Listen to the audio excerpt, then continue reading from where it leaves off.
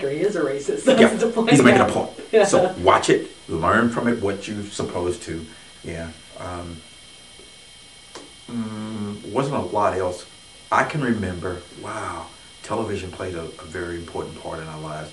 I can remember, and I've got to find it, a movie called Green Pastures. You know this one, Jim? Green Pastures is an all-black cast. Lena Horne, Ossie Davis, Harry Belafonte. It goes on, and it has to be. I found it at a. I've got to find that. Green Pastures. It's amazing. All black cast is probably one of the first all black movies made. It would come on TV, and it came on late, and that's the only time that we could stay up late. And it's just awesome. And at the end, it's like it had the impact that, wow, what's the name of the movie? Imitation of Life.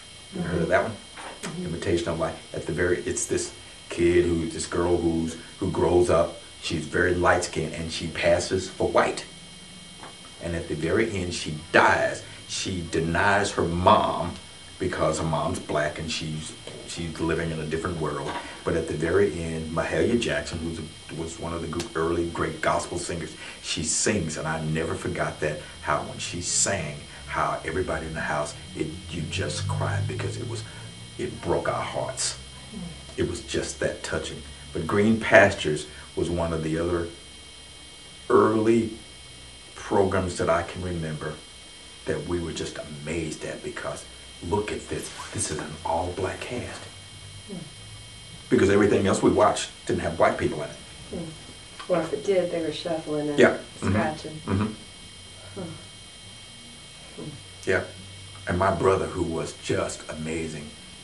My brother convinced me that Santa was not real. Here's what he did. I knew my grandfather. My grandfather was a guy who lived this way.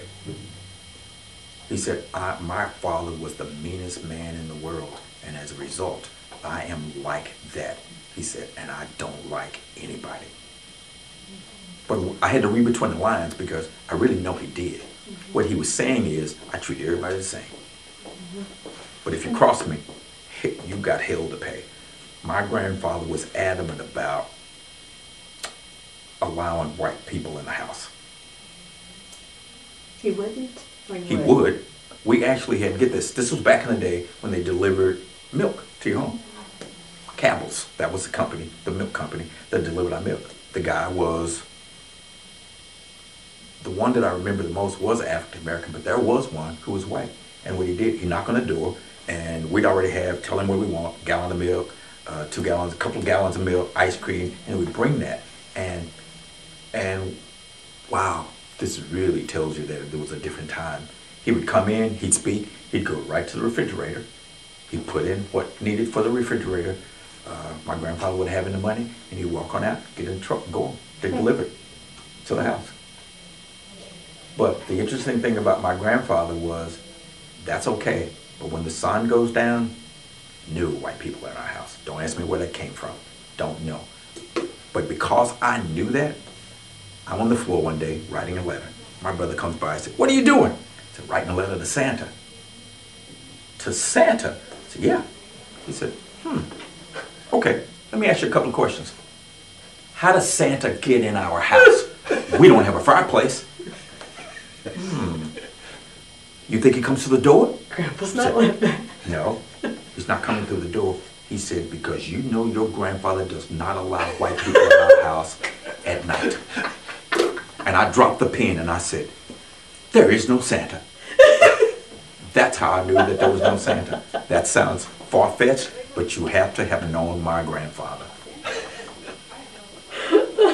That's how that's what convinced me, no Santa. He said, "How does he get in the house? We don't have a fireplace. And do you think he's coming through the door?" And I thought, wow, there is no Santa.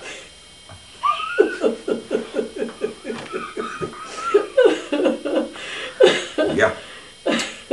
So I guess back to the question, TV, entertainment played a key role in our lives because we listened, because there wasn't a lot on TV, there weren't people on TV who looked like us, we listened to the radio a lot. I grew up listening to, I'd go to sleep with the radio on. Listening to old, Sam Cooke, Jackie Wilson. Oh man, it goes back. Sam and Dave, I can remember Soul Man, Sam and Dave. And I probably still have I have a collection of albums and 45s. I probably have every 45 that Aretha Franklin ever made.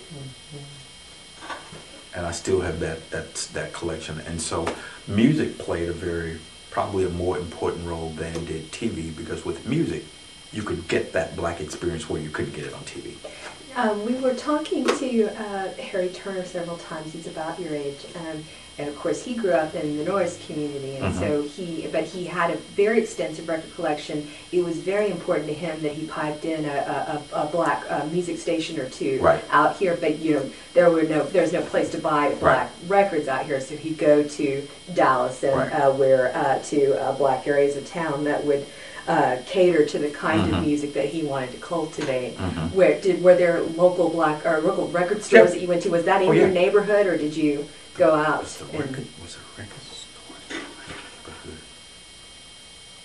It was, yeah, it was. That's why I had such a large collection. I mean, the record store was in our neighborhood. Okay, that's probably where he was going. Yeah, but there were stores pretty much in every pocket, every black community in town, which is not a lot.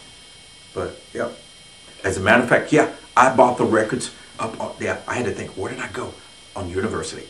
The University Drive, there was and I guess it was a record store, and that's where I would go and buy albums in 45, because I'm like, it had to be in my neighborhood for me to have such a large collection of them. Yeah. Were they selling literature there as well? Did they have black publications and just no? It was you could buy comic books, that kind of stuff. Pretty much, the books we read either came from school or we were members of the public library, because back in that day they had the bookmobile. The library came to you, and so even as first graders we had a library card. I still have a library card. I have a friend of mine who says, whenever she dated, the first thing she asked him, do you have a library card? If she didn't, she struck him off the list. Did you read comic books? I read comic books. I read a lot of, I read probably any comic book that came out. So of course everybody loves Superman, but my favorite book it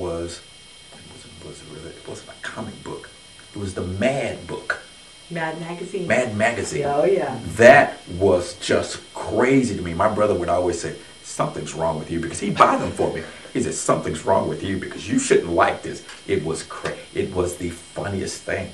Yeah. And some political humor too. Like Harry Crumb. So, I forgot about that. Bathroom jokes and everything.